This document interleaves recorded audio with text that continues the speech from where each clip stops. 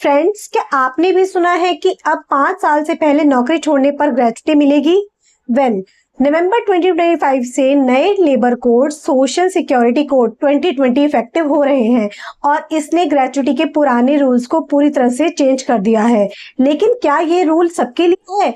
क्या आपको 1 साल में पैसा मिलेगा, फिर आपका नुकसान होने वाला है? आज की वीडियो में हम उन ऑफिशियल डॉक्यूमेंट्स का सच बताएंगे जो इंटरनेट पर वायरल हो रहे हैं। वीडियो के एंड तक आपको पता चल जाएगा कि आपके पॉकेट में कितना पैसा आने वाला है। सबसे पहले एक क्विक रिकैप। ग्रेच्युटी वो पैसा है जो कंपनी आपके लॉन्ग सर्विस के रिवॉर्ड के रूप में देती है। अब तक का रूल ये था कि आपको 5 साल कंटिन्यूअस सर्विस पूरी करनी पड़ती थी, लेकिन नए कोड्स के आने के बाद कहानी थोड़ी बदल गई है। इसमें 2 कैटेगरीज बन गई हैं, फिक्स टर्म एम्प्लॉयज और परमानेंट एम्प्लॉयज। दोनों के लिए रूल्स अलग अलग हैं और यही पर सबसे ज्यादा कंफ्यूजन है। सबसे बड़ी खुशखबरी उनके लिए है जो फिक्स टर्म कॉन्ट्रैक्ट पर काम करते हैं, जैसे कि अगर आप किसी कंपनी में 2 साल के कॉन्ट्रैक्ट पर ज्वाइन करते हो, नए रूल्स के अकॉर्डिंग फिक्स टर्म एम्प्लॉयज को अब प्रो राटा ग्रेच्युटी मिलेगी सिर्फ 1 साल की कंटिन्यूअस सर्विस के बाद। इसका फायदा क्या है? पहले कंपनी शॉर्ट टर्म कॉन्ट्रैक्ट देती थी ताकि उन्हें ग्रेच्युटी ना देनी पड़े, पर अगर आपने 1 साल पूरा कर लिया है तो कंपनी को आपको ग्रेच्युटी देनी ही पड़ेगी,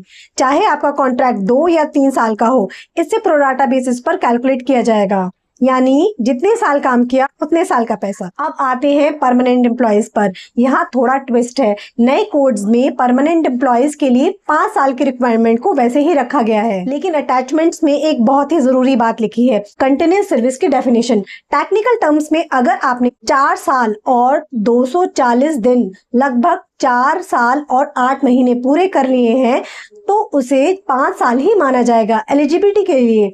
लेकिन अगर आप 4 साल या 3 साल में रिजाइन करते हो एज अ परमानेंट एम्प्लॉय तो नए रूल्स में भी आपको ग्रेच्युटी नहीं मिलेगी, आप अपना हक खो देंगे। अब एक बहुत ही इंपॉर्टेंट पॉइंट, क्या कोई ऐसी सिचुएशन है जहां 1 दिन काम करने पर भी ग्रेच्युटी मिलती है?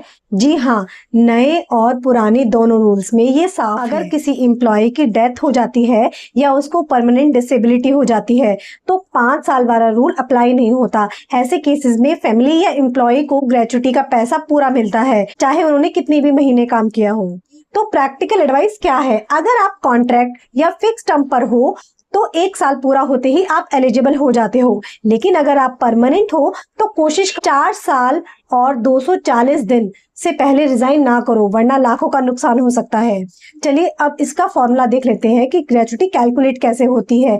आपकी last drawn salary into 15 divided by 26 into number of years, जितने भी दिन आपने सर्विसेज दी है उससे कैलकुलेट होके आपकी ग्रेच्युटी निकलती है।